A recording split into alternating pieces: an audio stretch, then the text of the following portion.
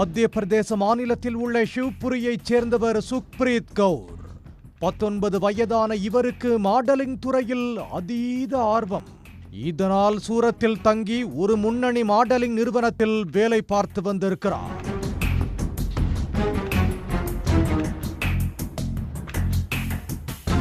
இந்த சூழலில் கடந்த மே மாதம் சுக்பிரீத் கவுர் தனது வாடகை வீட்டில் தூக்கிட்ட நிலையில் சடலமாக மீட்கப்பட்டிருக்கிறார்.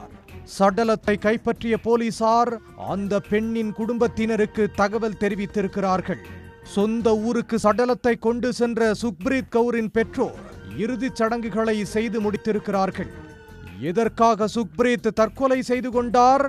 இந்த துயர முடிவுக்கான காரணம் என்ன என்று அந்த பெண்ணின் குடும்பத்திற்கும் போலீசாருக்கும் தெரியவில்லை. தொடர்ந்து விசாரித்து வந்தனர். சுக்பிரீத்தின் மரணம் நடந்த அடுத்த ஒரே மாதத்தில் அஞ்சலி வர்மோரா என்ற 23 வயது மாடலும் தற்கொலை செய்து உயிரை மாய்த்துக் கொண்டிருக்கிறார். சூரத்தின் அத்வா பகுதியில் வசித்து வந்த அஞ்சலி வர்மோரா இன்ஸ்டாகிராமில் பிரபலமானவர். தற்கொலை செய்து கொள்வதற்கு முன்னதாக தனது இன்ஸ்டா பக்கத்தில் அஞ்சலி வர்மோரா ஒரு பதிவை இட்டுள்ளார். உனக்கு நான் ஒன்றுமே இல்லை என்பதை இன்று உணர்ந்து கொண்டேன் என்றும், இன்னொரு பதிவில் எதை வேண்டுமானாலும் இழக்கலாம், ஆனால் காதலை இழப்பது மிகுந்த வலியை தரும் என்று குறிப்பிட்டிருந்தார். ஒரு மாத இடைவெளியில் அடுத்தடுத்து 2 மாடல்கள் தற்கொலை செய்து கொண்டது சூரத்தை உலுக்கி இருக்கிறது.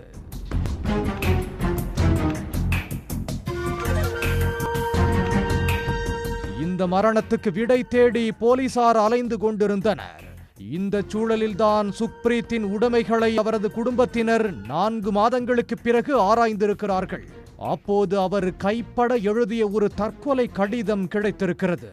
அதை படித்ததும் மொத்த குடும்பமும் அதிர்ந்து போயிருக்கிறது.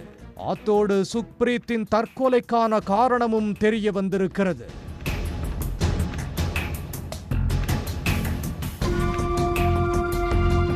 சுக்பிரீத் சூரத்துக்கு வந்ததும் மகேந்திர ராஜ்புத் என்ற போட்டோகிராஃபரோடு அவருக்கு பழக்கம் ஏற்பட்டிருக்கிறது.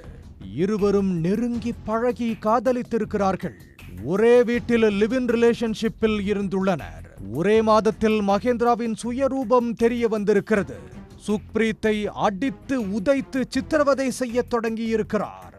இதனால் அதிர்ச்சியடைந்த சுக்பிரீத் மகேந்திராவை விட்டு விலக முயன்றிருக்கிறார். இதனால் ஆத்திரமடைந்த மகேந்திரா அதன் பிறகு தனது டார்ச்சர்களை அதிகப்படுத்தி இருக்கிறார். சுக்பிரீத்தை அறைக்குள் அடைத்து வைத்து கை கால்களை கட்டி பிளேடால் கீறி சித்திரவதை செய்திருக்கிறார்.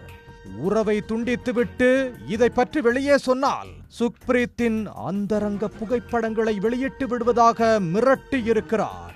மனதாலும் உடலாலும் மிகுந்த சித்திரவதைகளை அனுபவித்த சுக்பிரீத் தனக்கு நடந்த பயங்கரத்தை கடிதமாக எழுதி வைத்துவிட்டு உயிரை மாய்த்துக் கொண்டிருக்கிறார்.